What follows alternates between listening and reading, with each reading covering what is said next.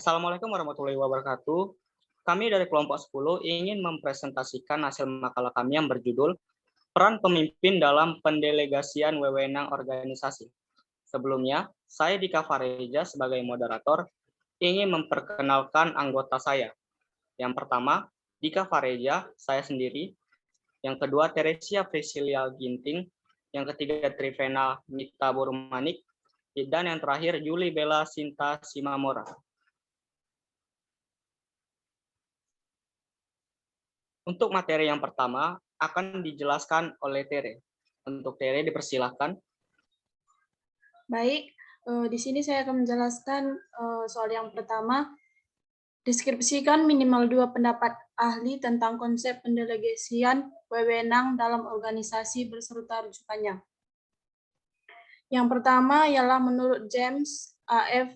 Stoner, pendelegasian wewenang dalam organisasi dibagi menjadi 3 hal utama, yaitu tugas, kekuasaan, dan tanggung jawab, di mana tugas adalah suatu kewajiban dalam pekerjaan yang telah ditentukan oleh organisasi untuk melaksanakan pekerjaan yang telah ditetapkan dalam bidang masing-masing jabatan.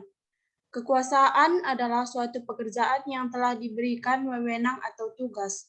Penyerahan dari tugas-tugas yang dipercaya.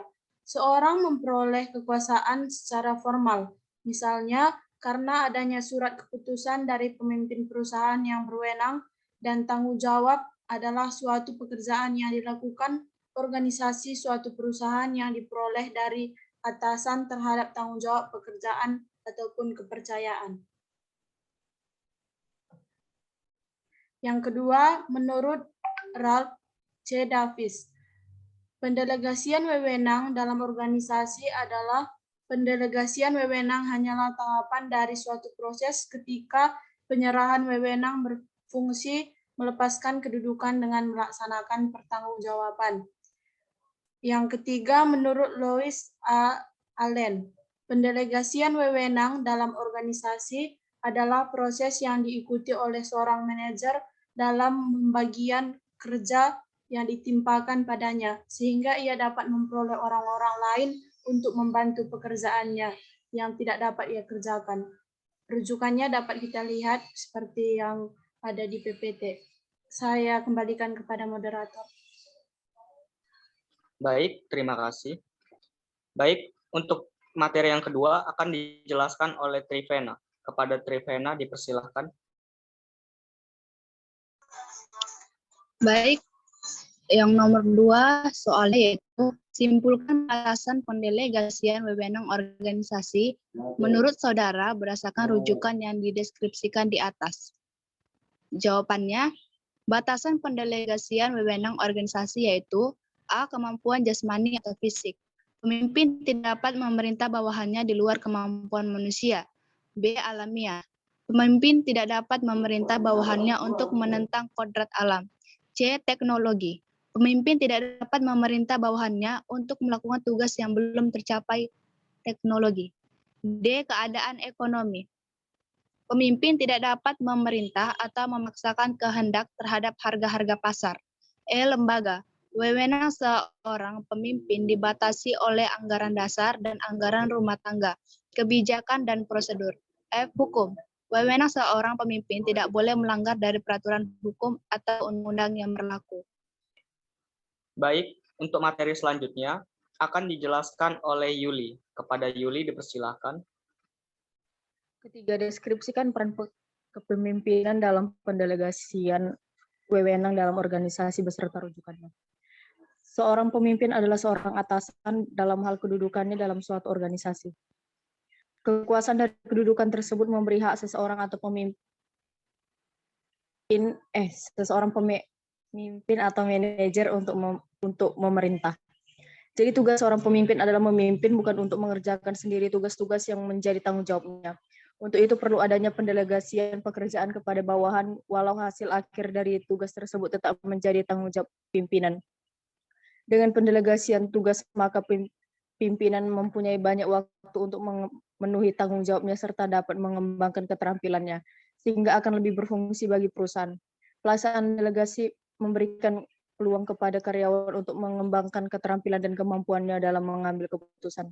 Hal ini untuk mempersiapkan mereka bagi pengembangannya dalam lebih lanjut, karena tidak ada pendidikan di luar kerja yang dapat mengembangkan seseorang karyawan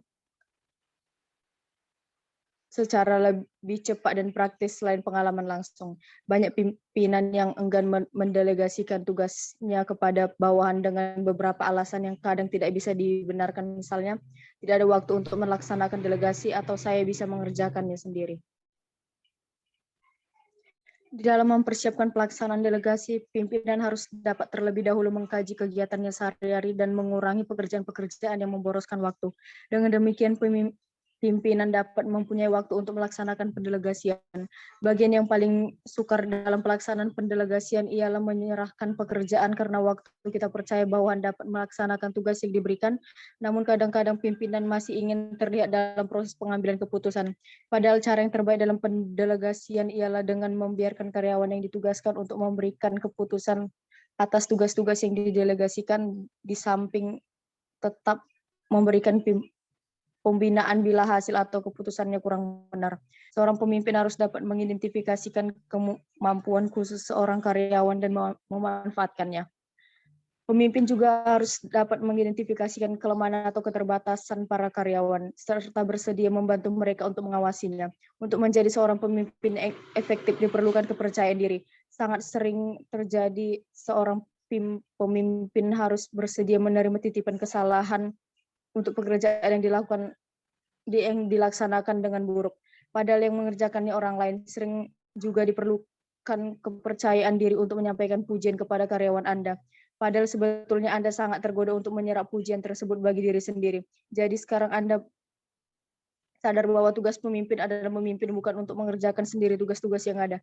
Pemimpin terakhir masih terletak pada manajer itu, yang pada gilirannya ia akan tetap dianggap bertanggung gugat oleh atasan yang lebih tinggi, dinilai berdasarkan caranya memimpin dengan baik. Baik, untuk selanjutnya saya akan melanjutkan. Kepemimpinan berarti mencapai hal-hal besar dengan cara terus-menerus mengembangkan keterampilan dan kemampuan orang-orang yang dipimpin.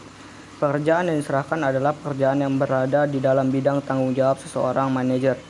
Kalau tidak, ia tidak akan berada di dalam kedudukan untuk melaksanakan delegasi tersebut.